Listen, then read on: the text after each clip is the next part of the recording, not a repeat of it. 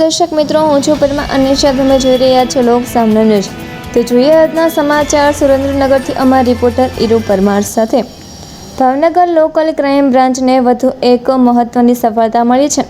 Alang police સ્ટેશનમાં નોંધાયેલા English દારૂના ગુનામાં લાંબા સમયથી ફરાર આરોપીઓને એલસીબીએ ઝડપી પાડી કાયદેસરની કાર્યવાહી હાથ ધરી છે.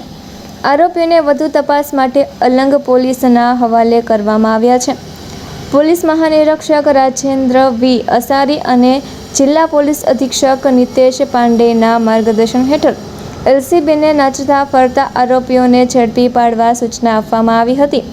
તે અંતર્ગત એલસીબીની ટીમ અલંગ પોલીસ સ્ટેશન વિસ્તારમાં પેટ્રોલિંગમાં હતી ત્યારે બાતમી મળી કે ઇંગ્લિશ દારૂના ગુનામાં વોન્ટેડ આરોપી અજયભાઈ પ્રવીણભાઈ ડાભી ત્રાપાજ બસ સ્ટેશન નજીક હાજર છે.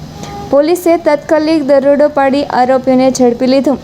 પકડાયેલ આરોપી અજયભાઈ પ્રવીણભાઈ ડાભી, ઉંમર વર્ષ 24 વર્ષ, ગુંદાળા વિસ્તાર, સિહોરનો રહેવાસી છે. તેમની સામે અલંગ પોલીસ સ્ટેશનમાં પ્રોહિબિશન એક્ટ હેઠળ ગુનો નોંધાયેલ છે. આ સમગ્ર કામગીરી એલસીબીના પોલીસ ઇન્સ્પેક્ટર મયુરધ્વજસિંહ એમ સરવૈયાના માર્ગદર્શન હેઠળ પીએસઆઈ આર.એ. વાઢેર, વીસી જાડેજા, પીડી ઝાલા તેમજ એલસીબીની ટીમે સફળતાપૂર્વક પાર પાડી. તો ફરી મળીશું એક નવા સમાચાર સાથે. ત્યાં સુધી જોતા રહો લોક સામના ન્યૂઝ.